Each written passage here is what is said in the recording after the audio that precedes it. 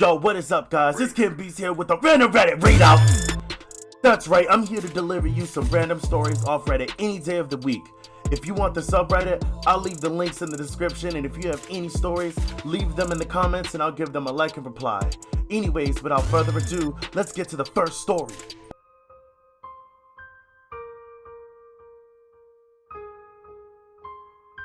So the first story that we're going to be reading today, my boyfriend just thought to mention that he decided to travel with his friends for Thanksgiving, leaving me to scramble last minute plans. We've been dating since September 2019. The first year I traveled with my family for Thanksgiving and he went snowmobiling with his friends. I didn't think anything of that because we had just started dating and I also spent Christmas with my parents. They lived across the country. He spent Christmas with his friends skiing. The next year, we had a COVID-safe outdoor dinner with his parents at their farm that is about 20 minutes away from where we live. We did Christmas on our own, and it was really hard that holiday season because it was the first time I didn't spend any time with my family. I talked to my boyfriend about it, and he declined and said he would be skiing with his friends. I specifically said I don't want to be alone for Christmas, so I'm buying plane tickets. I don't know why it didn't occur to me then to ask about Thanksgiving plans, but I guess I just assumed that we'd be doing a farm Thanksgiving with his parents again. Today, he really surprised me by saying that he'd be snowmobiling with his friends because that's what they do every year. Woof! So, 12 days before Thanksgiving, I'm finding myself scrambling to figure out Thanksgiving plans, so I'm not spending it alone. I don't have any family within 8 hours drive, flights are insanely expensive, and my boyfriend's dad makes me feel incredibly uncomfortable, so I don't want to spend time with his parents, especially not solo. And this snowmobiling trip is totally a guy's trip, and I have no interest in snowmobiling. I'm really hurt. This is a really big lapse in communication on both our parts, but I'm the person left in the lurch and it fucking sucks. It feels like he's operating and making decisions as a single person. Where was the conversation about Thanksgiving plans? If he knew he was going on a trip over a major holiday, why am I hearing about it last minute? If the roles were swapped, I would be checking in to make sure he wasn't alone. Ugh! Yo, so I'm gonna read the top comment and then I'm gonna give my advice. I will talk about his miscommunication and ask to note things like this as they affect your schedule as well. Like, hey, I just wanted to ask that next time you have plans like your snowmobiling excursion, you let me know.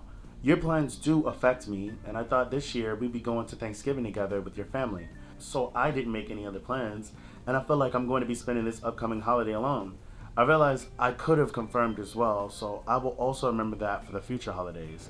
But your words, obs. Edit, if he starts doing the you don't want me to go thing, just simply reply, that isn't what I'm saying. I just wanted to make sure we avoid miscommunication between us on the future. And I completely agree with that, to be honest. I mean, if communication is definitely a problem that you guys are having, I wonder like if that's a common problem or if it's just around the holidays. Because communication is key, especially for most relationships. As long as you're able to talk to each other and, not really make a big deal out of it. But if it does become a big deal, just talk. You know what I'm saying? The more and more you talk about it, the more you can find a solution, and things will just work out. I promise. Alright, on to the next story. My ex, 28 male, messaged me 4 months after he broke up with me, 26F, to tell me he's unhappy without me and life has no meaning now. So my ex broke up with me about 4 months ago, saying that he feels like he really needs to focus on himself and he's not happy with his life right now. And although he still loves me, he feels like it's not just the same experience anymore. We've been together for over a year, and he broke up with me 1.5 weeks after our anniversary, where he wrote me an essay on the back of our picture together about how much he loves me and how much he's looking forward to our future together. As it all happened completely out of the blue with no prior signs, I asked him for some clarification, but he refused to talk to me about anything in detail at the time and brushed all of my questions off without a simple, I don't want to talk. That whole surprise breakup talk lasted maybe 20 minutes at most, and to make things worse, he actually brought all of my stuff from his place with him and gave them back to me in the moment. He also brought a few things we've shared, printer, camping table, etc., and said I can keep those without paying him back if I agree he could keep a few other of our shared things. When he was leaving, I told him not to even dare to try to ever message me again if he's not going to have anything valuable to say to me. I was left with essentially nothing and had to fill in the blanks he left myself in order to move on. I started counseling and managed to piece myself together, accepted what happened, that I'll never get answers, and moved on. Fast forward 3 months and I've started dating my neighbor and I'm in a really good place right now. And now, 4 months after the breakup and see, He messaged me. He sent me a very long message about how much his actions must have hurt me and how much of a loser he is. He asked how I was and expressed how proud he is of my side business doing well. I run a small handmade business on top of my full job. He also asked if he could meet up for coffee or a drink by saying that he thinks we're mature enough for a casual conversation. The message rubbed me the wrong way a bit, as there was no apology or real acknowledgement of what he did. Just a lot of "I'm horrible and deserve nothing" kind of sentences that really make me think he's not in a good place mentally right now. I refused to arrange to go to a drink, but agreed to meet up at a local beach for a walk if the conversation doesn't feel too awkward or uncomfortable. We've met up today and he apologized. He then proceeded to tell me again how much of a loser he is and that he wanted to message me for a while. He said that on Halloween he remembered of how good a Halloween we had together last year, and he really misses that feeling. I asked why he didn't want to meet up, and his answer was, "I just wanted to see you and make sure you're okay." He said that he broke up with me because he wasn't happy and he thought it was because of our relationship. But now he can see that he's even more unhappy without me. He made a horrible mistake, and he's constantly bringing up all of our small inside jokes from time to time since we're together. I asked about his friends, and he said he's got no friends in the city anymore. He's thinking of going back to his country. He also hinted at one of the reasons for possibly going back is that without me in his life, there's no point in staying. I decided to end the walk as it was simply just getting too much for me. I wished him all of the best, and he said he'd love to see me again in the future. I didn't reply to that and just repeated that I wished him well. He then texted me an hour later to thank me for meeting up with him and listening to him. He again repeated he had made a huge mistake, but unfortunately he can't turn back time, and wishes me all the best. I feel horrible now. I feel horrible for moving on, even though I'm aware I had all the right reasons to move on. I just don't know what to make out of all of this. And what was his goal? Anyone here with a similar experience? Thank you. The top comment says, "Don't get back with him. Dude changes his mind at the drop of a hat. Don't put yourself through that again." They are absolutely right. I mean, this guy just broke up with you, couldn't even give you a valid reason. Honestly, I wouldn't even go back to him. I mean, you can do a lot better than him. I mean, you obviously are. You're in a lot better place. I mean, I don't think you said that you were feeling sad, but I mean, at the same point, you went to therapy and you got your mental state right. He'll do the same. There are plenty of other fish in the sea, and right then and there, he made a mistake, but 4 months is a long time to be waiting. If he really loved you and missed you, he should have came back a day or two later, maybe a week. GG, fam. Okay, on to the main event. Uncle made fun of me for not graduating high school and called my mom a whore, so I took away his business, marriage, kids, and freedom. So this story happened a few years ago, back in 2016, when I was in my senior year of high school. Excuse my mistakes, English is not my first language. By the way, this is a repost, so this post was up yesterday, but I had it deleted to make it more easier to read and fix grammar mistakes that I have missed. P.S. Thank you for everyone who already read the story and pointed my wall of text mistake.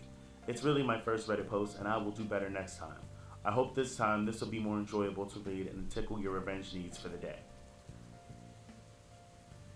I will start with some info about the victims of this story, or in better terms, that asshole that got what he deserved in the end. My dad has three siblings, all older than him and all equally shitty human beings. They bullied my dad for years and made his childhood hell after our parents divorced due to him being slightly darker in skin tone than them. Grandma is white, Grandpa is brown skinned. They were abusive racist Fs, and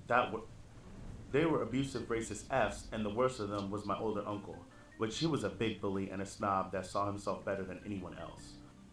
All the bullying and bad treatment screwed up my dad mentally, so much that he became a raging alcoholic, which made my life a living hell as a result till I moved out 2 years ago, and caused many other traumas that I'm still dealing with to this day. Anyways, in my country, the most important year in your life is your last high school year. It ends with a nationwide exam that determines if you can even go to university or not, and the success rate in this exam is fairly low.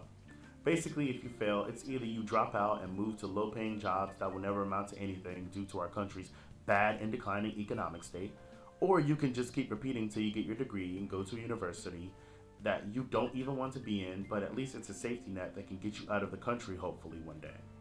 Things did not go well for me due to family issues and me having undiagnosed ADHD at the time that was causing me a lot of academic problems at the time without me knowing the cause. which in turn gave me some sort of depression. Goes without saying that that year ended with me failing. And due to the importance of that exam, people saw it as a shame and kind of a big letdown. Needless to say, due to the long introduction, my family never had a relationship with my uncles, especially that they locked us down due to my father being alcoholic and us being dirt poor, which made them think less of us. Bear in mind, they stole all to what my dad inherited from his father, including a house and a piece of land that could have lifted us at least to mid-class level. Long and behold, my big uncle that I saw him when I was 7 that came to visit 3 days after the failing of my diploma. I already did not like the guy after all the stories that I'd heard about him, and his visits felt weird, like he had no business being around us at all. Sometimes he even came uninvited. My mom sat down and started making the usual small talk, and then she called me saying that he wanted to say hi. I went and the conversation went as follows. Uncle. Oh, ho, ho. Look how much you've grown up. It's been a while since I've seen you. You look just like your dad. The apple does not fall far from the tree at all. Even in terms of being a successful person, you're following his footsteps, letting after the most loud and sarcastic evil laughter. Wait.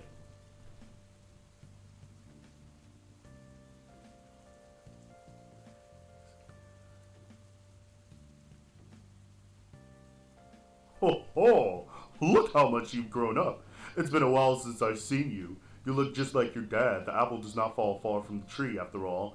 Even in terms of being a successful person, you're following his footsteps.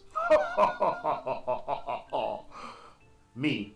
What do you mean by this? Uncle, well, I heard you failed your high school. Guess this branch of the family is bound to be the loser side. Me? I guess you better shut your mouth and f off before no one wants you here anyways. Uncle, guess your whore mom did not raise you well. What did I expect from hood rats like you?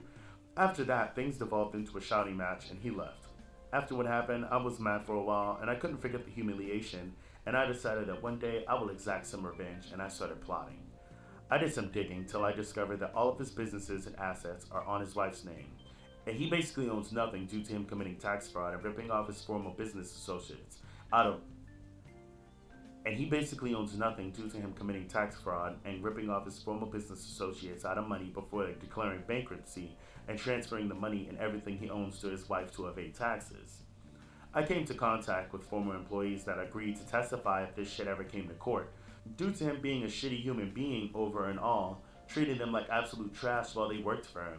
Moving forward a few months, and trust me Reddit, I made this account just to tell this story because what happened later was basically a gift from the gods that helped this story go from pro-revenge to nuclear real quick.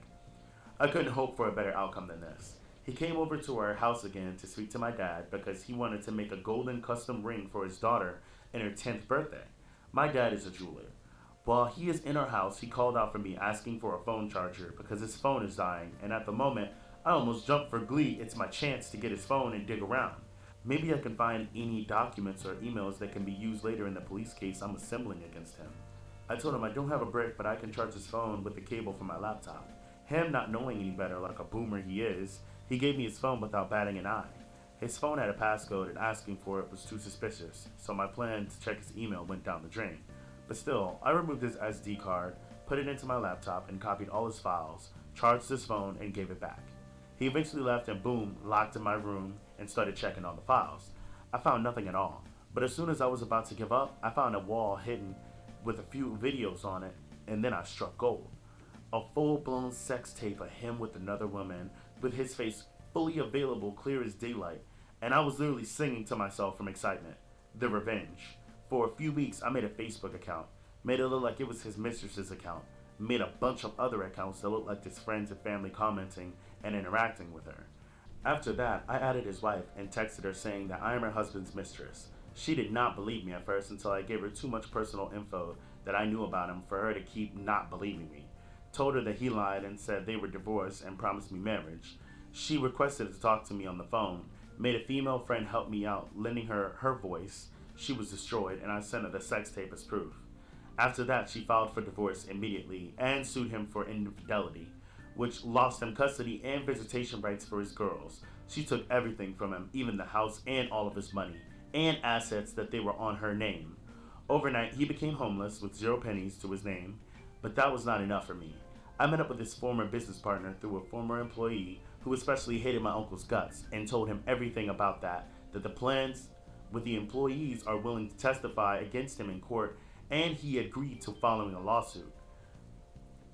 The cherry on top came when his ex-wife testified that he threatened her safety and her kids' safety if she did not let him put the assets on her name by force. And she literally pulled out the phone recordings that she had with him being abusive and him saying that he would kill them all if she did not let him basically use her as a tax evasion tool, and that she was scared to use these due to her fear for the children's safety. Due to their previous divorce case, the judge needed to hear no more. That man got hit with 15 years in jail, so fast that he couldn't even comprehend what happened before he was on his way to the slammer. He will never see his family again. He will never have his fortune back. Just to rub more insult to injury, I visited him a year ago and I just said one sentence. This would have never happened if you did not call me a loser, and left. Ooh. The look on his face, he pieced everything together, almost cured my depression. I never told my involvement in the story to a soul except my little sister, my female friend that helped me out, and now you read it. But I had to make him know just to be able to finally sleep at night. Yeah, that's nuclear revenge. That's crazy. Oh my gosh. Well, the guy deserved it. I mean, who just called who calls somebody's mama a whore? You must be trying to get the scrapping, Uncle. You know what I'm saying? Get a little bap, slap on his titties, and then boom, punch him in the throat. If that doesn't work, just kick him in the nuts. Chi. Alright, anyway, I want to thank you guys so much for checking out this video, and I hope you guys have a very great night. Please hit that comment button, you know what I'm saying? Punch in those little letters on your keyboard or your mouse situation on your telephone. Oh my gosh. Anyway, if you guys enjoyed the video, please leave a comment below. Let me know if you want me to read you more ass relationship advice. And I also do like these nuclear revenges. I'll be mixing a couple of these into each other and kind of making them half and half, just to kind of spice things up in between the videos and see if any of this connects with you guys. I want to thank you guys so much for checking out the video though, and I hope you guys have a great night. Hit that like button and also subscribe, hitting that ring on that bell, you know what I'm saying? Hitting that ring on that bell. Anyways, thank you guys so much. I hope you guys have a great day. I love you guys. Peace!